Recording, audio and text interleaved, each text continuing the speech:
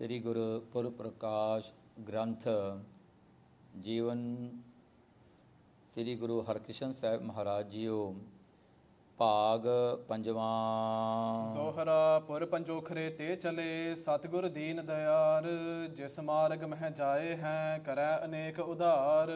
ਵਾਹਿਗੁਰੂ ਜੀ ਕਾ ਖਾਲਸਾ ਵਾਹਿਗੁਰੂ ਜੀ ਕੀ ਫਤਿਹ। ਦੋਹਰਾ ਪੁਰ ਪੰਜੋਖਰੇ ਤੇ ਚਲੇ ਸਤਿਗੁਰ ਦੀਨ ਦਇਆਰ।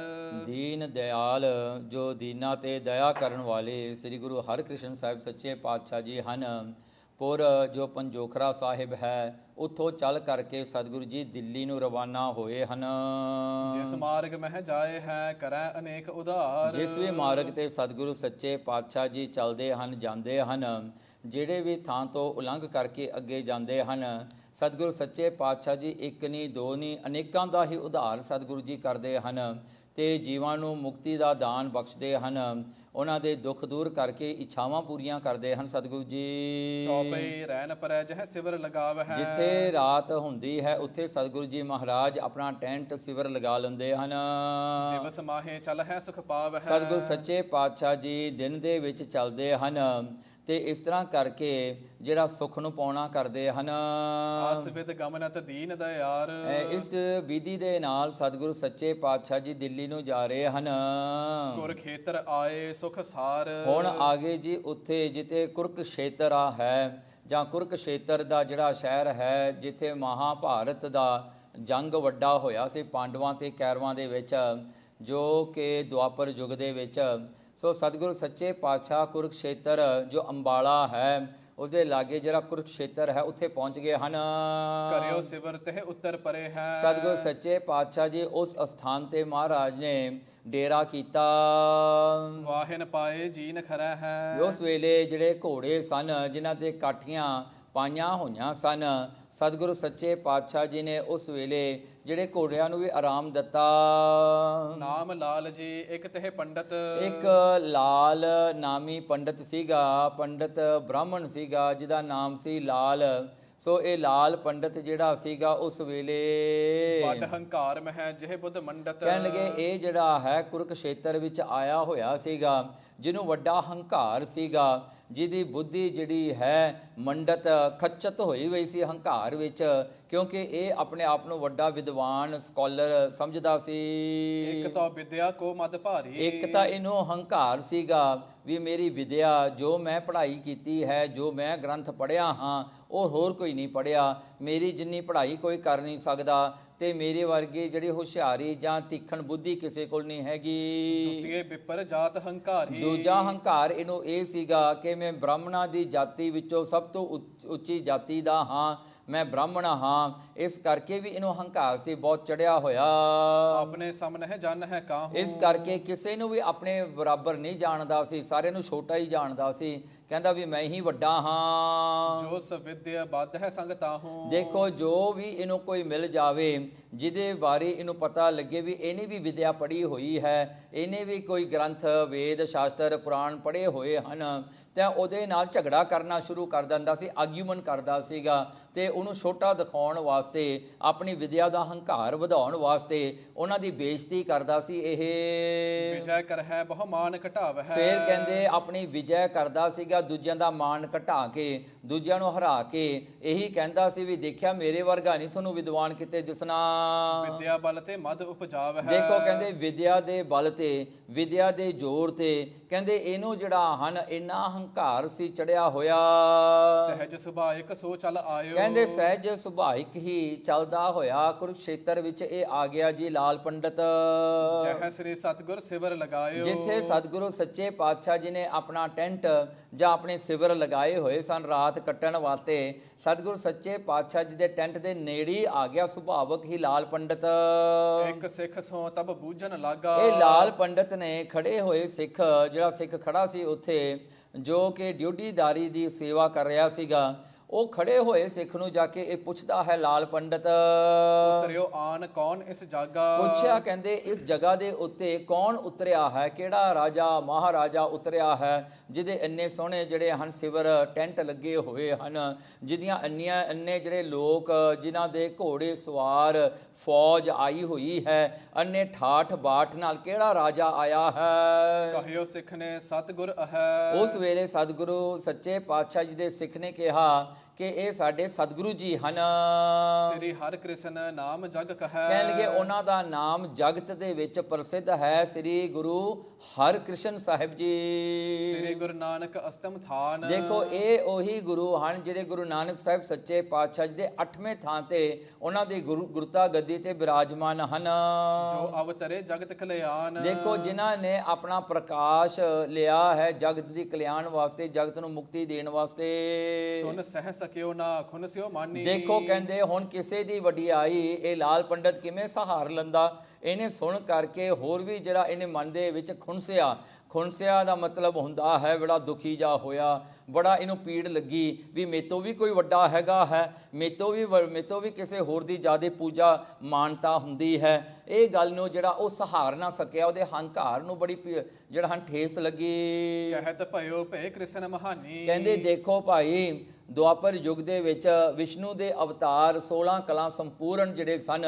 ਕ੍ਰਿਸ਼ਨ ਭਗਵਾਨ ਜੀ ਹੋਏ ਹਨ, ਜਿਹੜੇ ਬੜੇ ਮਹਾਨ ਸਨ। ਬ੍ਰਹਮ ਗਿਆਨ ਮੈਂ ਗੀਤਾ ਕੀ ਨਸ। ਦੇਖੋ ਉਹਨਾਂ ਨੇ ਬ੍ਰਹਮ ਗਿਆਨ ਨੂੰ ਪ੍ਰਗਟ ਕਰਾਉਣ ਵਾਸਤੇ ਉਹਨਾਂ ਨੇ ਬ੍ਰਹਮ ਗਿਆਨ ਦਾ ਸਰੂਪ ਹੀ ਜਿਹੜਾ ਹਨ ਗੀਤਾ ਜਿਹੜੀ ਹੈ ਉਹਨਾਂ ਨੇ ਜਿਹੜਾ ਹਨ ਅਰਜਨ ਨੂੰ ਉਪਦੇਸ਼ ਦਿੰਦਿਆਂ ਹੋਇਆਂ ਉਹ ਗੀਤਾ ਦਾ ਉਚਾਰਨ ਕੀਤਾ।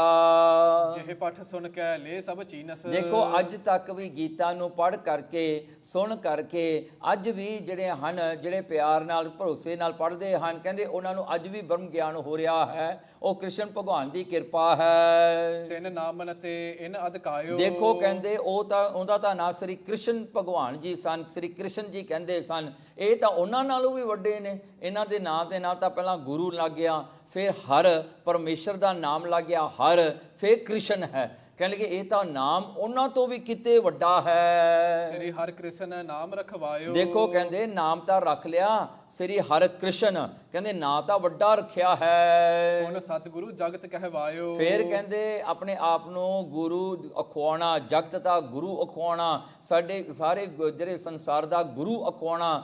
ਤੇ ਇਹ ਗੁਰੂ ਦੀ ਪਦਵੀ ਜਿਹੜੀ ਹੈ ਉਹ ਵੀ ਇਹਨਾਂ ਨੇ ਸੰਭਾਲੀ ਹੋਈ ਹੈ ਸਾਰੇ ਜਗਤ ਦੀ। ਕ੍ਰਿਸ਼ਨ ਜੋ ਗੀਤਾ ਗ੍ਰੰਥ ਬਣਾਇਓ। ਦੇਖੋ ਕ੍ਰਿਸ਼ਨ ਜਿਹੜਾ ਸੀ ਭਗਵਾਨ, ਜਿਹੜਾ ਕ੍ਰਿਸ਼ਨ ਭਗਵਾਨ ਹੈ, ਕਹਿੰਦੇ ਉਹਨੇ ਤਾਂ ਇੱਕ ਗੀਤਾ ਦਾ ਗ੍ਰੰਥ ਬਣਾਇਆ ਹੈ। ਇਸ ਸ਼ਲੋਕ ਕੇ ਅਰਥ ਮਹਾਨੇ। ਕਹਿੰਦੇ ਉਹ ਗੀਤਾ ਦੇ ਅਰਥ ਵੀ ਕੋਈ ਮਾਮੂਲੀ ਕੋਈ ਮਾਮੂਲੀ ਵਿਦਵਾਨ ਨਹੀਂ ਕਰ ਸਕਦਾ। ਉਹਨਾਂ ਦੇ ਅਰਥ ਕਰਨੇ ਵੀ ਬੜੇ ਔਖੇ ਨੇ, ਉਹਨਾਂ ਦਾ ਆਸ਼ਾ ਸਮਝਣਾ ਵੀ ਬੜਾ ਔਖਾ ਹੈ। ਇਹ ਗੀਤਾ ਵਿੱਚ ਬੜੇ ਗੁੱਝੇ ਭੇਦ ਹਨ, ਬੜੇ ਜਿਹੜੇ ਹਨ ਉਹ ਭੇਦ ਨੇ ਜਿਹੜੇ ਆਮ ਮਨੁੱਖ ਦੇ ਕਿਤੇ ਸਮਝ ਨਹੀਂ ਪੈਂਦੇ। ਇਨ ਤੇ ਸੋ ਪੇ ਨਾ ਜਾਏ ਬਖਾਨੇ। ਦੇਖੋ ਕਹਿੰਦੇ ਉਹ ਤਾਂ ਗੀਤਾ ਲਿਖ ਗਿਆ, ਉਹਨਾਂ ਦਾ ਨਾਂ ਤਾਂ ਸ੍ਰੀ ਕ੍ਰਿਸ਼ਨ ਸੀਗਾ। ਇਹ ਸ੍ਰੀ ਗੁਰੂ ਹਰਿਕ੍ਰਿਸ਼ਨ ਸਾਹਿਬ ਮਹਾਰਾਜ ਆਪਣੇ ਆਪ ਨੂੰ ਅਖਾਉਂਦੇ ਨੇ, ਕਹਿੰਦੇ ਇਹਨਾਂ ਤੋਂ ਤਾਂ ਅਰਥ ਵੀ ਨਹੀਂ ਹੋਣੇ। ਉਹ ਲਾਲ ਪੰਡਤ ਕਹਿੰਦਾ ਇਹਨਾਂ ਨੇ ਤਾਂ ਨਾਂ ਵਾਧੂ ਦਾ ਰਖਾ ਲਿਆ ਆਪਣਾ, ਕਹਿੰਦੇ ਇਹਨਾਂ ਤੋਂ ਕਿੱਥੇ ਅਰਥ ਹੋਣੇ ਹਨ। ਨਾਮ ਧਰਾਵਨ ਅਹੈ ਸੁਖੈਨ। ਦੇਖੋ ਕਹਿੰਦੇ ਉਹ ਤਾਂ ਗੀਤਾ ਲਿਖ ਗਿਆ, ਇਹਨਾਂ ਤੋਂ ਤਾਂ ਅਰਥ ਵੀ ਨਹੀਂ ਹੋਣੇ। ਕਹਿੰਦੇ ਇਸ ਕਰਕੇ ਨਾਮ ਰਖਾਉਣਾ ਤਾਂ ਬੜੀ ਸੌਖੀ ਜੀ ਗੱਲ ਹੈ, ਬਣਨਾ ਬੜਾ ਔਖਾ ਹੈ। ਤਿਨ ਕੇ ਗੁਣ ਸੁਭ ਤਿਸ ਮਹਿ ਹੈ ਨਾ। ਦੇਖੋ ਕਹਿੰਦੇ ਉਹਨਾਂ ਕ੍ਰਿਸ਼ਨ ਭਗਵਾਨ ਦੇ ਜਿਹੜੇ ਗੁਣ ਸਨ ਇਹਨਾਂ ਦੇ ਵਿੱਚ ਤਾਂ ਕਿਤੇ ਵੀ ਨਹੀਂ ਹੋ ਸਕਦੇ। ਉਹ ਗੁਣ ਕਿਵੇਂ ਹੋ ਸਕਦੇ ਨੇ? ਉਹ ਤਾਂ ਆਪ ਸਾਖਸ਼ਾਤ ਵਿਸ਼ਨੂੰ ਦੇ ਅਵਤਾਰ ਸਨ। ਜਾਹੋ ਆਪਣੇ ਸਤਿਗੁਰ ਪਾਸ। ਦੇਖੋ ਕਹਿੰਦੇ ਉਹ ਸਿੱਖ ਨੂੰ ਕਹਿਣ ਲੱਗਾ ਲਾਲ ਪੰਡਤ ਜਾ ਆਪਣੇ ਗੁਰੂ ਦੇ ਕੋਲ ਹੁਣ ਅੰਦਰ ਜਾ ਕੇ ਮੇਰਾ ਇੱਕ ਸੁਨੇਹਾ ਦੇ ਦੇ। ਹਮ ਦਿਸਤੇ ਕਹੋ ਬਾਕ ਪ੍ਰਕਾਸ਼। ਮੇਰੇ ਵੱਲੋਂ ਇਹ ਗੱਲ ਜਾ ਕੇ ਤੂੰ ਆਪਣੇ ਗੁਰੂ ਹਰਿਕ੍ਰਿਸ਼ਨ ਸਾਹਿਬ ਨੂੰ ਕਹਿ ਦੇ ਹੁਣ ਜਾ ਕੇ।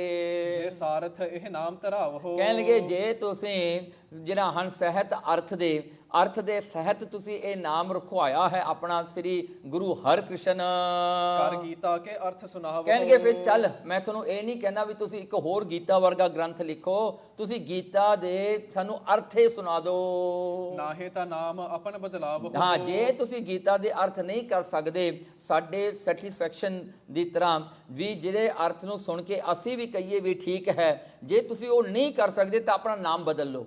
ਗੁਰੂ ਹਰਕ੍ਰਿਸ਼ਨ ਨਾ ਆਪਣਾ ਨਾਂ ਰੱਖੋ। ਨਹਿ ਪੁਨ ਸ੍ਰੀ ਹਰਿ ਕ੍ਰਿਸ਼ਨ ਕਹਾਵੋ। ਹਾਂ, ਫੇ ਕਿਤੇ ਵੀ ਆਪਣੇ ਆਪ ਨੂੰ ਹਰਕ੍ਰਿਸ਼ਨ ਨਹੀਂ ਤੁਸੀਂ ਅਖਵਾਉਣਾ। ਕਹਿੰਦਾ ਇਹ ਮੇਰੀ ਚੈਲੰਜ ਹੈ, ਜਾ ਕੇ ਆਪਣੇ ਗੁਰੂ ਨੂੰ ਦੱਸ ਦਿਓ।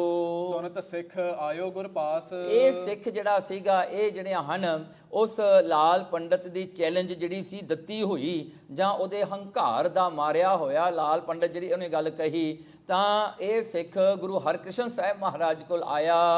ਸਿਰ ਨਿਵਾਏ ਕੀਨਸ ਅਰਦਾਸ। ਉਹਨੇ ਅਰਦਾਸ ਕਰਕੇ ਸਿੱਖ ਨੇ ਬੇਨਤੀ ਕੀਤੀ।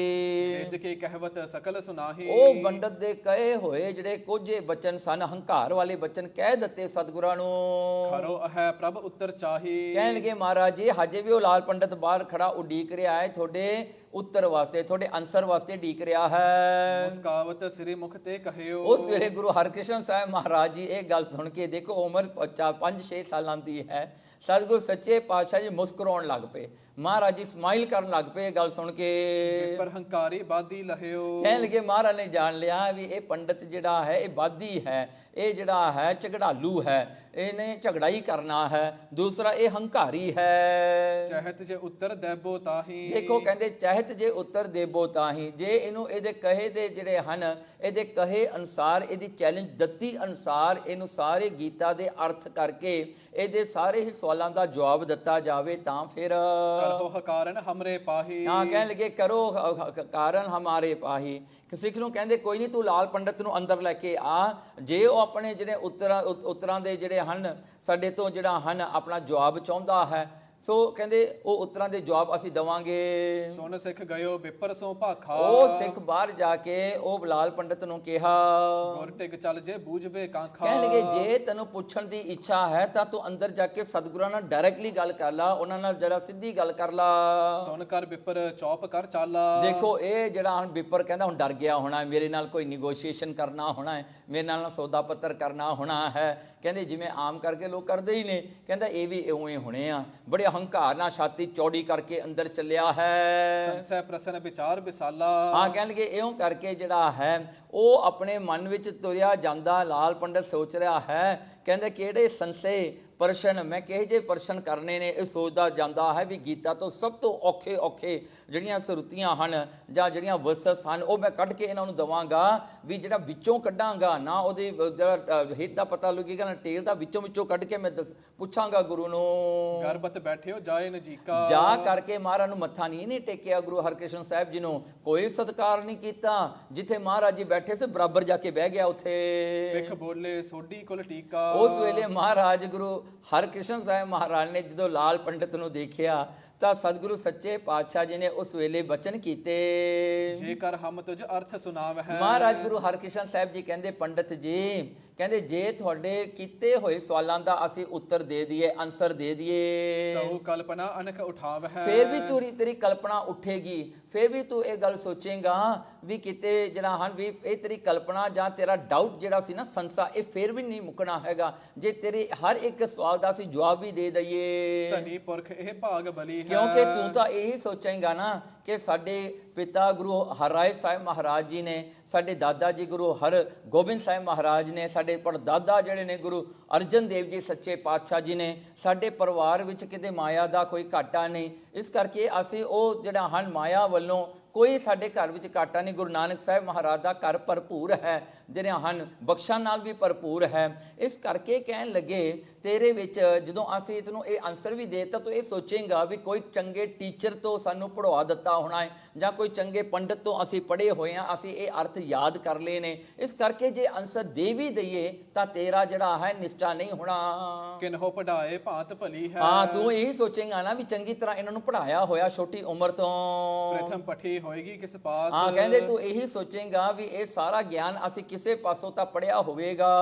ਇਮ ਜਨ ਹੈ ਨਹਿ ਹੋਏ ਵਿਸ਼ਵਾਸ। ਹਾਂ, ਕਹਿਣ ਲੱਗੇ ਇਹ ਜਿਹੜਾ ਹਨ ਇਸ ਕਰਕੇ ਤੈਨੂੰ ਫਿਰ ਵੀ ਵਿਸ਼ਵਾਸ ਨਹੀਂ ਹੋਣਾ। ਤੂੰ ਇਹੀ ਸੋਚੇਗਾ ਵੀ ਅਸੀਂ ਮੈਮੋਰਾਈਜ਼ ਕੀਤਾ ਹੋਣਾ ਹੈ। ਜਾਂ ਤੇ ਪ੍ਰਥਮ ਬਾਤ ਇਮ ਕੀਜ ਹੈ। ਹਾਂ, ਕਹਿੰਦੇ ਇਸ ਕਰਕੇ ਤੂੰ ਇਹ ਕੰਮ ਕਰ। ਇੱਕ ਲਾਲ ਪੰਡਤ ਨੂੰ ਗੁਰੂ ਹਰਕ੍ਰਿਸ਼ਨ ਸਾਹਿਬ ਜੀ ਕਹਿੰਦੇ ਸਭ ਤੋਂ ਪਹਿਲਾਂ ਤੂੰ ਐਸਾ ਕਰ, ਆਪ ਨਗਰ ਮਹਿ ਜਾਏ ਭਿਖੀਜੈ। ਹਾਂ, ਤੂੰ ਜਾ ਕੇ ਨਗਰ ਦੇ ਵਿੱਚ, ਇਹ ਅੰਬਾਲਾ ਨਗਰ ਨੇੜੇ ਹੈ, ਤੂੰ ਜਾ ਕੇ ਇਹ ਨਗਰ ਦੇ ਵਿੱਚ ਤੁਰ ਫਿਰ ਕੇ ਜਾ ਕੇ ਦੇਖ ਕੇ ਆ। ਜੋ ਅਪਠਤ ਹੋਏ ਮੂਡ ਵਿਸਾਲਾ। ਹਾਂ, ਜੋ ਅਪਠਤ, ਜਿਹੜਾ ਬੰਦਾ ਤੈਨੂੰ ਦਿਸੇ ਜਿਹਨੇ ਕਿਤੇ ਇੱਕ ਅੱਖਰ ਨਾ ਪੜਿਆ ਹੋਵੇ, ਜਿਹਨੂੰ ਪੜਨਾ ਵੀ ਨਾ ਆਉਂਦਾ ਹੋਵੇ, ਜੋ ਬਿਲਕੁਲ ਜਿਹੜਾ ਹਨ ਕੁਝ ਨਾ ਪੜਿਆ ਹੋਵੇ, ਜਿਹੜਾ ਬਿਲਕੁਲ ਮੂਡੀ ਹੋਵੇ, ਉਹਨੂੰ ਕੁਛ ਨਾ ਆਉਂਦਾ ਹੋਵੇ ਤੇ ਵੱਡਾ ਮੂਡ ਹੋਵੇ, ਇਉਂ ਕਰਕੇ ਵੀ ਉਹਦੇ ਪਿਤਾ ਵੀ ਨਾ ਪੜਿਆ ਹੋਵੇ, ਉਹਦਾ ਦਾਦਾ ਵੀ ਕਿਤੇ ਪੜਿਆ ਨਾ ਹੋਵੇ, ਇਹ ਜਿਹਾ ਬੰਦਾ ਜੇ ਤੈਨੂੰ ਕਿਤੇ ਮਿਲ ਜਾਵੇ।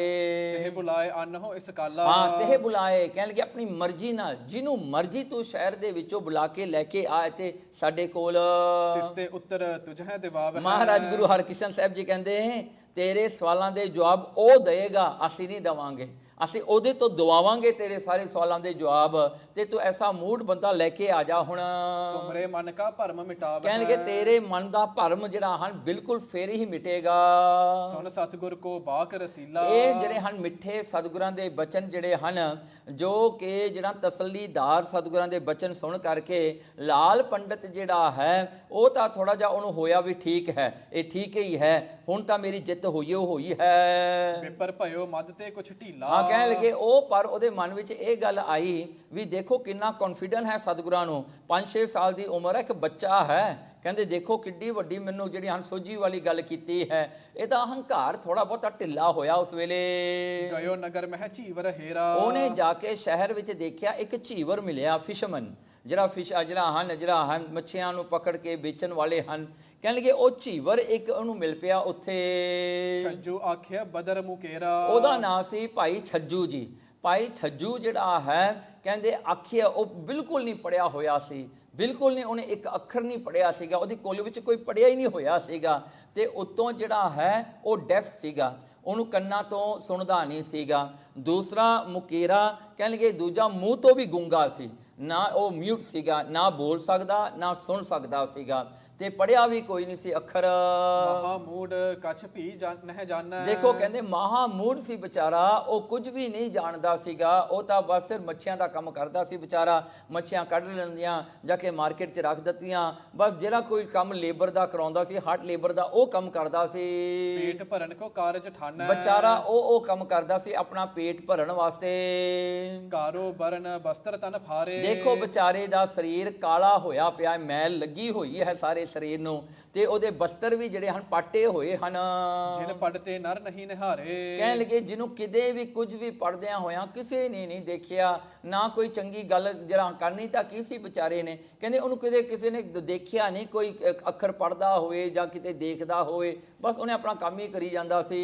ਤਹਿ ਗਹਿ ਬਾਹੇ ਗੁਰੂ ਟਿਕ ਲਿਆਇਓ। ਉਸ ਵੇਲੇ ਇਹ ਜਿਹੜਾ ਸੀ ਲਾਲ ਪੰਡਤ, ਉਹ ਛੱਜੂ ਦੀ ਬਾਹ ਪਕੜ ਕਰਕੇ ਸਤਿਗੁਰੂ ਸੱਚੇ ਪਾਤਸ਼ਾਹ ਜੀ ਦੇ ਜਿਹੜਾ ਹਨ ਸਿਵਰ ਲੱਗੇ ਹੋਏ ਹਨ ਤੰਬੂ, ਉੱਥੇ ਲੈ ਕੇ ਆ ਗਿਆ। ਬੈਠਿਓ ਬਿਸਮਤ ਪਿਖਣ ਪ੍ਰਭਾਇਓ। ਦੇਖੋ ਕਹਿੰਦੇ ਬੈਠਿਓ ਬਿਕਸਤ ਪਿਖਣ ਪ੍ਰਭਾਇਓ। ਕਹਿਣ ਲੱਗੇ ਇਉਂ ਕਰਕੇ ਜਿਹੜਾ ਹਨ ਬੈਠਿਓ ਆ ਕੇ ਬਹਿ ਗਿਆ, ਤੇ ਸਤਿਗੁਰੂ ਸੱਚੇ ਪਾਤਸ਼ਾਹ ਜੀ ਦਾ ਦਰਬਾਰ ਸਜਿਆ ਹੋਇਆ ਹੈ। ਉਸ ਦੀ ਜਿਹੜੀ ਰੌਣਕ ਨੂੰ ਦੇਖ ਕੇ ਇਹ ਹੈਰਾਨ ਵੀ ਹੋਇਆ। ਸੋ ਇੱਥੇ ਜਿਹੜਾ ਹੈ ਸਤਿਗੁਰੂ ਸੱਚੇ ਪਾਤਸ਼ਾਹ ਨੇ ਆਪਣੇ ਸਿੱਖਾਂ ਨੂੰ ਕਿਹਾ ਕਿ ਇਹ ਛੱਜੂ ਦਾ ਜਾ ਕੇ ਇਸ਼ਨਾਨ ਕਰਾਓ, ਇਸ਼ਨਾਨ ਕਰਾ ਕੇ ਇਹਨੂੰ ਚੰਗੇ ਬਸਤਰ ਪਹਿਨਾ ਕੇ ਫਿਰ ਸਾਡੇ ਦਰਬਾਰ ਵਿੱਚ ਇਹਨੂੰ ਲੈ ਕੇ ਆਓ। ਚਿਤਵਤ ਪ੍ਰਸਨ ਹਿਰਦੇ ਬਟ ਗਾਢੇ। ਹੁਣ ਇਹ ਪੰਡਤ ਲਾਲ ਪੰਡਤ ਬੈਠਾ ਹੈ ਤੇ ਛੱਜੂ ਵੀ ਆ ਕੇ ਬਹਿ ਗਿਆ, ਤੇ ਇਹ ਹੁਣ ਆਪਣੇ ਮਨ ਵਿੱਚ ਸੋਚਦਾ ਹੈ ਕਿਹੜਾ ਮੈਂ ਸਵਾਲ ਕਰਨਾ ਹੈ। ਇਹ ਧੀਵਰ ਕੀ ਬੁੱਧ ਕਿਮ ਵਾਢੈ। ਕਹਿਣ ਲੱਗੇ ਇਹ ਝੀਵਰ ਜਿਹੜਾ ਹੈ ਵਿਚਾਰਾ ਮੱਛੀਆਂ ਦੇ ਕੰਮ ਕਰਨ ਵਾਲਾ, ਨਾ ਇਹਨੂੰ ਸੁਣਦਾ ਨਾ ਇਹ ਬੋਲਣ ਜੋਗਾ। ਕਹਿੰਦੇ ਇਹਨੂੰ ਹੁਣ ਕਿਹੜਾ ਜਿਹੜਾ ਇਹਦੀ ਬੁੱਧ ਜਿਹੜੀ ਹੈ ਕਿਮ ਵਾਢੈ, ਕਿਵੇਂ ਸਤਿਗੁਰੂ ਜੀ ਇਹਦੀ ਬੁੱਧੀ ਨੂੰ ਵਧਾਉਣਗੇ ਤੇ ਸਾਡੇ ਔਖੇ ਸਵਾਲਾਂ ਦਾ ਇਹ ਜਵਾਬ ਕਿਵੇਂ ਦੇ ਸਕਦਾ ਹੈ। ਸ੍ਰੀ ਗੁਰ ਹੇਰਿਓ ਕਿਰਪਾ ਕਟਾਖੇ। ਉਸ ਵੇਲੇ ਜਦੋਂ ਛੱਜੂ ਮਹਾਰਾਜ ਦੇ ਪਾਸੇ ਬੈਠਾ ਥੱਲੇ ਸੰਗਤ ਦੇ ਵਿੱਚ, ਸਤਿਗੁਰੂ ਸੱਚੇ ਪਾਤਸ਼ਾਹ ਨੇ ਆਪਣੀ ਕਿਰਪਾ ਦੀ ਨਿਗਾਹ ਜਿਹੜੀ ਸੀ ਨਾ ਛੱਜੂ ਤੇ ਕਰ ਦਿੱਤੀ। ਮਹਾਰਾਜ ਦੇ ਤਖਤ ਦੇ ਬਿਲਕੁਲ ਥੱਲੇ ਉੱਥੇ ਹੀ ਬੈਠਾ ਸੀਗਾ। ਮਹਾਰਾਜ ਨੇ ਜਿਹੜਾ ਹਨ ਬੜੀ ਕਿਰਪਾ ਦੀ ਦ੍ਰਿਸ਼ਟੀ ਪਾ ਕੇ ਛੱਜੂ ਵੱਲ ਦੇਖਿਆ। ਜਿਹੜੀ ਟੇਢੀ ਕਿਰਪਾ ਕਠਾਕ ਅਵਲੋਕਨ ਕੀਨੋ ਦਾਸ ਕਾ ਦੁੱਖ ਵਿਦਾਰਿਓ। ਸਤਿਗੁਰੂ ਸੱਚੇ ਪਾਤਸ਼ਾਹ ਨੇ ਉਹ ਟੇਢੀ ਨਿਗਾਹ ਕਰਕੇ ਦੇਖਤਾ ਇੱਕ ਵਾਰੀ। ਨਿਜ ਕਰ ਛੱਟੀ ਧਿਓਰ ਸਿਰ ਰਾਖੀ। ਸਤਿਗੁਰੂ ਸੱਚੇ ਪਾਤਸ਼ਾਹ ਦੇ ਹੱਥ ਵਿੱਚ ਹਮੇਸ਼ਾ ਇੱਕ ਛੱਟੀ ਹੋਇਆ ਕਰਦੀ ਸੀਗੀ, ਇੱਕ ਜਿਹੜੀ ਸਟਿਕ ਹੁੰਦੀ ਹੈ। ਉਹ ਮਹਾਰਾਜ ਨੇ ਉਹ ਸਟਿਕ ਚੱਕ ਕੇ ਆਪਣੇ ਜਿਹੜਾ ਹਨ ਸੱਚੇ ਪਾਤਸ਼ਾਹ ਨੇ ਉਹ ਸਟਿਕ ਜਿਹੜੀ ਸੀ ਹੱਥ ਵਿੱਚ ਫੜ ਕੇ ਤੇ ਉਹ ਦੂਜਾ ਪਾਸਾ ਜਿਹੜਾ ਸਟਿਕ ਦਾ ਸੀਗਾ ਉਹ ਛੱਜੂ ਦੇ ਸਿਰ ਤੇ ਲਾਤਾ, ਉਹ ਜਿਹੜਾ ਉਹਨਾਂ ਦੇ ਸੀਸ ਤੇ ਰੱਖਤੀ ਆਪਣੀ ਛਟੀ। ਅਗਮ ਨਿਗਮ ਸੋਜੀ ਹੋਇ ਆਈ। ਦੇਖੋ ਮਹਾਰਾਜ ਦੀ ਛਟੀ ਲੱਗਣ ਦੀ ਦੇਰ ਸੀ, ਛੱਜੂ ਨੂੰ ਜਿਹੜਾ ਹਨ ਸ਼ਾਸਤਰਾਂ ਦਾ ਗਿਆਨ ਹੋਇਆ ਅਗਮ, ਜੋ ਸ਼ਾਸਤਰਾਂ ਦਾ ਗਿਆਨ ਹੈ, ਫਿਰ ਵੇਦਾਂ ਦਾ ਜਿਹੜਾ ਮੰਤਰ ਭਾਗ ਹੈ ਉਹ ਨਿਗਮ, ਸਾਰੀਆਂ ਦਾ ਗਿਆਨ ਉਹਨੂੰ ਉਸੇ ਵੇਲੇ ਹੋ ਗਿਆ। ਉਹ ਜਿਹੜਾ ਹਨ ਜਿਹੜਾ ਐਨ ਜਿਹੜਾ ਹਨ ਮਹਾਕਵੀ ਮਹਾਗਿਆਨੀ ਬਣ ਗਿਆ, ਉੱਥੇ ਬੈਠਾ ਹੀ ਬੈਠਾ ਸਤਿਗੁਰੂ ਦੀ ਛਟੀ ਉਹਦੇ ਸਿਰ ਤੇ ਲੱਗੀ, ਉਹਨੂੰ ਸਾਰਾ ਹੀ ਗਿਆਨ ਸੁੱਝ ਗਿਆ। ਭਾਵਾ ਚਾਲ ਬੈਲ ਇਸ ਭਾਈ। ਕਹਿੰਦੇ ਭਾਵਾ ਚਾਲ ਬੇਲ ਇਸ ਭਾਈ, ਕਹਿੰਦੇ ਦੇਖੋ ਮਹਾਰਾਜ ਨੇ ਭਾਵਾ ਐਸੀ ਭਾਵਨਾ ਕੀਤੀ, ਐਸੀ ਮਹਾਰਾਜ ਨੇ ਆਪਣੀ ਜਿਹੜੀ ਹਨ ਸ਼ਕਤੀ ਦਾ ਪ੍ਰਭਾਵ ਜਿਹੜਾ ਉਹਦੇ ਉੱਤੇ ਪਾਇਆ। ਕਹਿੰਦੇ ਕਿ ਐਸਾ ਹੋਇਆ ਛੱਜੂ ਜਿਹੜਾ ਹੈ ਬੋਲਣਾ ਵੀ ਉਹਨੂੰ ਆ ਗਿਆ ਤੇ ਸੁਣਨਾ ਵੀ ਉਹਦਾ ਠੀਕ ਹੋ ਗਿਆ, ਉਹ ਬਿਲਕੁਲ ਹੀ ਠੀਕ ਹੋ ਗਿਆ ਜੀ, ਬੋਲਣ ਜੋਗਾ ਵੀ ਹੋ ਗਿਆ ਤੇ ਸੁਣਨ ਜੋਗਾ ਵੀ ਹੋ ਗਿਆ।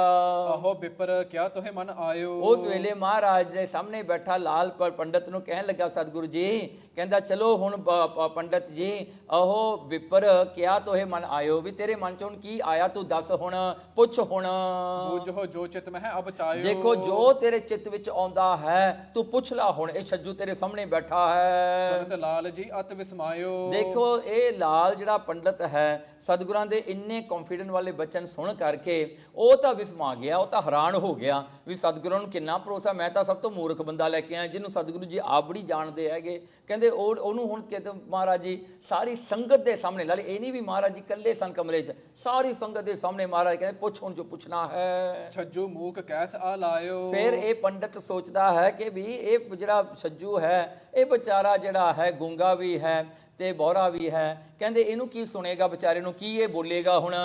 ਤਉ ਹੱਠ ਤੇ ਕਰ ਸੰਕ ਮਹਾਨਾ। ਫੇਰ ਵੀ ਕਹਿੰਦੇ ਤਉ ਹੱਠ ਤੇ, ਕਹਿੰਦੇ ਫੇਰ ਉਹਨੇ ਜਿਹੜਾ ਹਨ ਸੰਕ ਫੇਰ ਵੀ ਸ਼ੰਕਾ ਕੀਤੀ ਸਤਿਗੁਰਾਂ ਤੇ, ਕਹਿੰਦੇ ਵੀ ਭਾਈ ਨਹੀਂ ਬੋਲੇਗਾ, ਸਤਿਗੁਰਾਂ ਨੂੰ ਪਤਾ ਨਹੀਂ ਵੀ ਇਹ ਛੱਜੂ ਬੋਲ ਨਹੀਂ ਸਕਦਾ ਤੇ ਸੁਣ ਨਹੀਂ ਸਕਦਾ। ਉਹਨੇ ਚਲਾਕੀ ਖੇਡੀ ਸੀ ਲਾਲ ਪੰਡਤ ਨੇ ਵੀ ਸਤਿਗੁਰਾਂ ਨੂੰ ਪਤਾ ਹੀ ਨਹੀਂ ਹੈਗਾ। ਹਾਂਜੀ ਮਹਾਰਾਜ ਕਹਿੰਦੇ ਬੋਲੂਗਾ, ਪਰ ਕਹਿੰਦੇ ਇਹ ਨਹੀਂ ਕਿਤੇ ਬੋਲਣਾ, ਇਹ ਤਾਂ ਵਿਚਾਰਾ ਗੁੰਗਾ ਹੈ ਤੇ ਕੰਨਾਂ ਤੋਂ ਸੁਣਦਾ ਵੀ ਕੋਈ ਨਹੀਂ ਹੈਗਾ ਇਹਨੂੰ। ਬ੍ਰਹਮ ਰੂਪ ਤੁਮ ਕੈਸੇ ਜਾਣਾ। ਕਹਿੰਦੇ ਇਸ ਕਰਕੇ ਜਿਹੜਾ ਹੈ ਤਉ ਹਟ ਕਰ ਸੰਖ ਮਹਾਨਾ, ਕਹਿੰਦੇ ਉਹਨੇ ਫੇਰ ਵੀ ਜਿਹੜਾ ਆਪਣਾ ਪੁੱਛਿਆ ਸਵਾਲ ਲਾਲ ਪੰਡਤ ਨੇ ਕੀ ਕੀਤਾ, ਕਹਿੰਦੇ ਬ੍ਰਹਮ ਰੂਪ ਤੁਮ ਕੈਸੇ ਜਾਣਾ। ਉਹ ਛੱਜੂ ਨੂੰ ਪੁੱਛਦਾ ਹੈ, ਕਹਿੰਦੇ ਮੈਨੂੰ ਸੁਰਤੀਆਂ ਦੇ ਨਾਲ ਤੂੰ ਸਿੱਧ ਕਰਕੇ ਦੱਸ, ਜਿਵੇਂ ਕੋਈ ਜਿਹੜਾ ਹਨ ਉਹਨਾਂ ਦੀਆਂ ਵਰਸਸ ਲੈ ਕੇ, ਕਹਿੰਦੇ ਤੂੰ ਮੈਨੂੰ ਇਹ ਗੱਲ ਸਿੱਧ ਕਰਕੇ ਦੱਸ ਵੀ ਤੂੰ ਪਰਮਾਤਮਾ ਦਾ ਰੂਪ ਤੂੰ ਕਿਵੇਂ ਜਾਣਿਆ ਹੈ, ਵੀ ਪਰਮਾਤਮਾ ਦਾ ਰੂਪ ਕੀ ਹੈ, ਪਰਮਾਤਮਾ ਕਿੱਥੇ ਹੈ ਤੇ ਤੂੰ ਪਰਮਾਤਮਾ ਦਾ ਰੂਪ ਕਿਵੇਂ ਜਾਣਿਆ ਹੈ। ਤੇ ਜਿਹੜਾ ਹਨ ਸਾਨੂੰ ਇਹ ਗੱਲ ਗ੍ਰੰਥਾਂ ਵਿੱਚੋਂ ਸਿੱਧ ਕਰਕੇ ਦੱਸ, ਗੀਤਾ ਵਿੱਚੋਂ। ਸੁਣ ਕਰ ਛੱਜੂ ਗਰਜ ਅਲਾਇਓ। ਉਸ ਵੇਲੇ ਕਹਿੰਦੇ ਛੱਜੂ ਜਿਹੜਾ ਹੈ ਉਹਨੇ ਆਵਾਜ਼ ਕੱਢੀ ਮੂੰਹ ਦੇ ਵਿੱਚੋਂ, ਕਹਿੰਦੇ ਉਹ ਆਵਾਜ਼ ਗਰਜਮੀ ਆਵਾਜ਼ ਸੀ, ਉੱਚੀ ਆਵਾਜ਼ ਵਿੱਚ ਛੱਜੂ ਬੋਲਿਆ ਤੇ ਜਿਹੜਾ ਹਨ ਦੇਖ ਕੇ ਜਿਹੜਾ ਹਨ ਲਾਲ ਪੰਡਤ ਹੈਰਾਨ ਹੋ ਗਿਆ।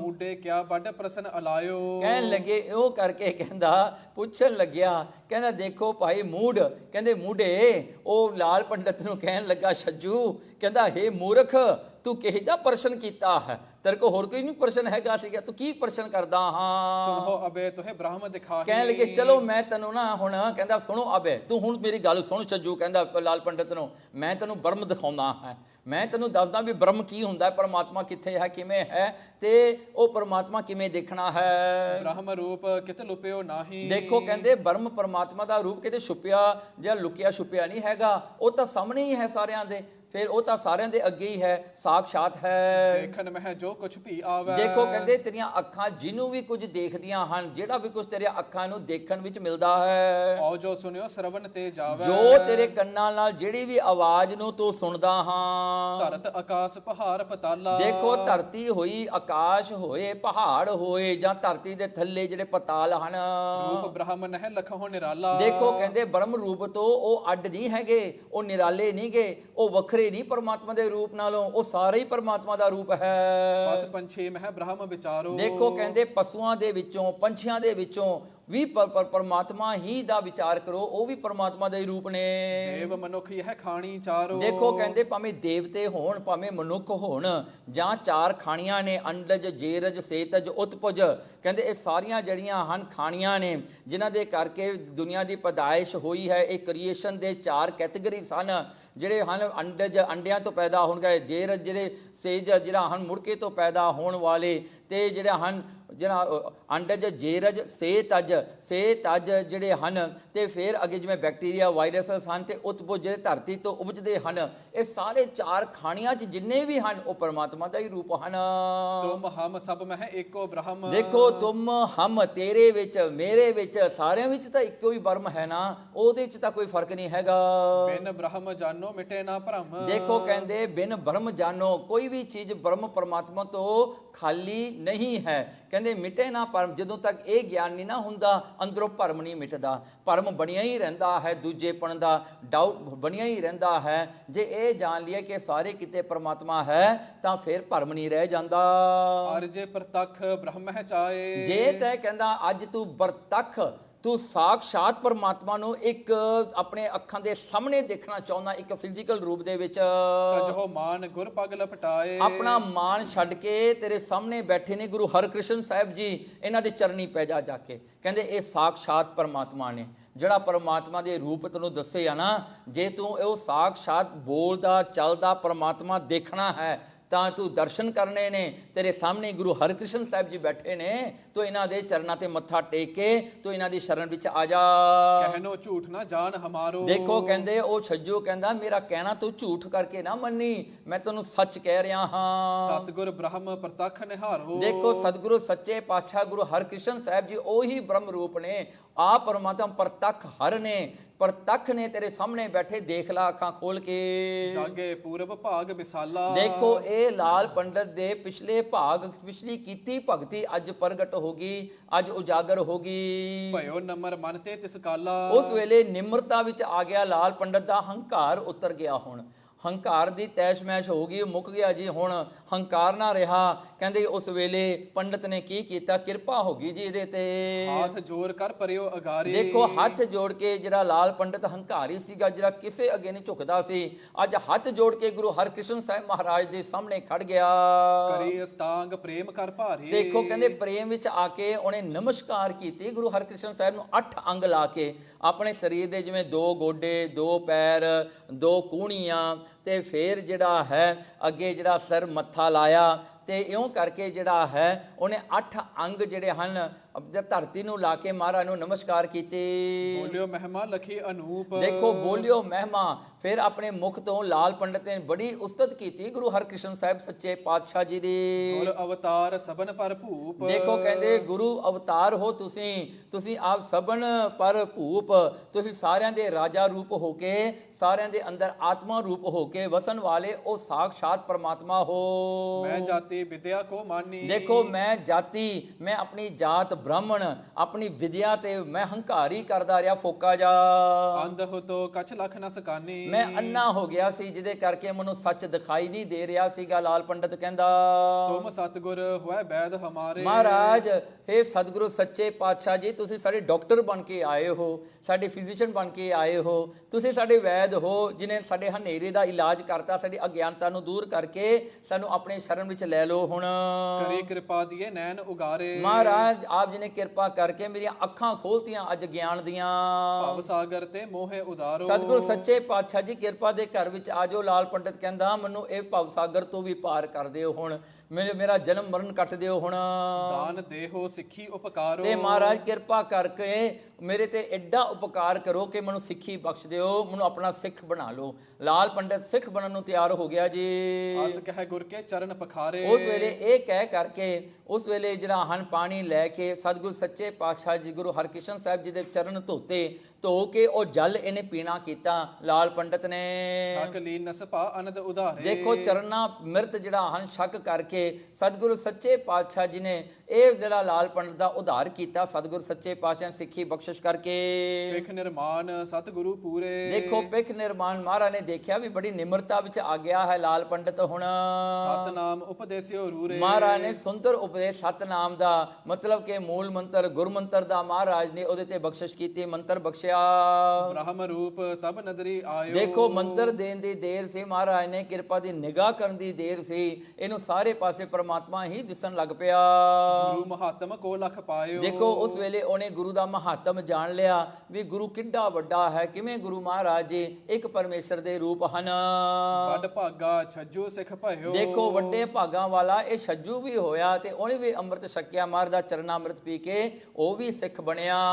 ਸਤਿਗੁਰ ਯਸ ਜਗ ਰਵ ਸੰਭਇਓ। ਦੇਖੋ ਇਸ ਤਰ੍ਹਾਂ ਸਤਿਗੁਰੂ ਸੱਚੇ ਪਾਤਸ਼ਾਹ ਗੁਰੂ ਹਰਕ੍ਰਿਸ਼ਨ ਸਾਹਿਬ ਮਹਾਰਾਜ ਦਾ ਜੋ ਜਸ ਹੈ ਇਹ ਦੁਨੀਆ ਤੇ ਆਏ ਜਿਹੜਾ ਹਨ ਹੁਣ ਜਿਹੜਾ ਚੜਿਆ ਆਏ ਜਿਹੜਾ ਫੈਲਿਆ, ਜਿਵੇਂ ਸੂਰਜ ਦੀਆਂ ਕਿਰਨਾਂ ਕਰਕੇ ਸੂਰਜ ਹਰ ਇੱਕ ਦੁਨੀਆ ਦੇ ਕੋਨੇ ਤੇ ਪਹੁੰਚਦਾ ਹੈ, ਸਤਿਗੁਰੂ ਸੱਚੇ ਪਾਤਸ਼ਾਹ ਦਾ ਜਸ ਵੀ ਐਸਾ ਹੋਇਆ। ਇਹ ਲਾਲ ਪੰਡਤ ਉਹੀ ਸੀਗਾ ਜਿਹਦਾ ਨਾਂ ਲਾਲ ਸਿੰਘ ਪਿਆ ਤੇ ਇਹ ਗੁਰੂ ਗੋਬਿੰਦ ਸਿੰਘ ਮਹਾਰਾਜ ਦੇ ਸਮੇਂ ਤੱਕ ਰਿਹਾ। ਤੇ ਫਿਰ ਚਮਕੌਰ ਦੀ ਗੜੀ ਦੇ ਵਿੱਚ ਲਾਲ ਸਿੰਘ ਉਹ 40 ਸਿੱਖਾਂ ਤੋਂ ਵਿੱਚੋਂ ਇੱਕ ਸਿੱਖ ਸੀਗਾ ਜਿਹਨੇ ਜਿਹੜਾ ਹਨ 15 ਲੱਖ ਫੌਜ ਦੇ ਨਾਲ ਜੰਗ ਕਰਦਿਆਂ ਹੋਇਆਂ ਸ਼ਹੀਦੀਆਂ ਪਾਈਆਂ। ਇਹ ਲਾਲ ਪੰਡਤ ਨੇ ਉੱਥੇ ਜਾ ਕੇ ਸ਼ਹੀਦੀ ਪਾਈ। ਇਹ ਛੱਜੂ ਜਿਹੜਾ ਸੀਗਾ ਇਹਦੇ ਜਿਹੜੇ ਹਨ ਇਹਦਾ ਪੋਤਰਾ ਸੀਗਾ ਜਿਹੜੇ ਉਹ ਭਾਈ ਹਿੰਮਤ ਸਿੰਘ ਜੀ ਹੋਏ, ਜਿਹੜੇ 5 ਪਿਆਰਿਆਂ ਦੇ ਵਿੱਚੋਂ ਭਾਈ ਹਿੰਮਤ ਸਿੰਘ ਜੀ ਹੋਏ ਤੇ ਉਹਨਾਂ ਨੇ ਵੀ ਜਿਨ੍ਹਾਂ ਨੇ ਚਮਕੌਰ ਦੀ ਗੜੀ ਵਿੱਚ ਜਾ ਕੇ ਉਹਨਾਂ ਨੇ ਵੀ ਸ਼ਹੀਦੀ ਪਾਈ। ਸੋ ਇਸ ਤਰ੍ਹਾਂ ਕਰਕੇ ਦੇਖੋ ਗੁਰੂ ਹਰਕ੍ਰਿਸ਼ਨ ਸਾਹਿਬ ਸੱਚੇ ਪਾਤਸ਼ਾਹ ਜੀ ਕਿੱਡੀ ਕਿਰਪਾ ਕਰਦੇ ਹਨ, ਕਿੱਥੋਂ ਜਿਹੜਾ ਹਨ ਤੁਰਿਆ ਫਿਰਦਾ ਸੀ ਹੰਕਾਰ ਦੇ ਨਾਲ ਮਹਾਰਾਜ ਨੇ ਆਪਣੀ ਸੇਵਾ ਵਿੱਚ ਲਾਇਆ ਤੇ ਗੁਰੂ ਗੋਬਿੰਦ ਸਿੰਘ ਮਹਾਰਾਜ ਦੇ ਸਮੇਂ ਤੱਕ ਇਹ ਸੇਵਾ ਕਰਦਾ ਰਿਹਾ ਗੁਰੂ ਘਰ ਦੀ ਤੇ ਮਹਾਰਾਜ ਦੀਆਂ ਖੁਸ਼ੀਆਂ ਪ੍ਰਾਪਤ ਕੀਤੀਆਂ। ਚਮਕੌਰ ਦੇ ਵਿੱਚ ਯੋਧਾ ਬਣ ਕੇ ਉਹਨਾਂ ਨੇ ਉੱਥੇ ਸ਼ਹੀਦੀ ਪਾਉਣੀ ਕੀਤੀ। ਇੰਨੀ ਬੇਨਤੀ ਜਿਹੜੀ ਪ੍ਰਵਾਨ ਕਰਨੀ ਜੀ। ਵੱਡ ਭਾਗਾ ਛੱਜੂ ਸਿੱਖ ਭਇਓ। ਸਤਿਗੁਰ ਯਸ ਜਗ ਰਵ ਸਮ ਭਇਓ। ਇਤ ਸ੍ਰੀ ਗੁਰਪੁਰ ਪ੍ਰਕਾਸ਼ ਗ੍ਰੰਥੇ ਅਸ਼ਟਮ ਮਹੱਲੇ ਸ੍ਰੀ ਗੁਰੂ ਜੀ ਮੂਕ ਵਾਚਾਲ ਕਰਨ ਪ੍ਰਸੰਗ ਵਰਣਨੰ ਨਾਮ ਪੰਚਮੋ ਮੰਦਰ ਹੈ। ਵਾਹਿਗੁਰੂ ਜੀ ਕਾ ਖਾਲਸਾ ਵਾਹਿਗੁਰੂ ਜੀ ਕੀ ਫਤਿਹ।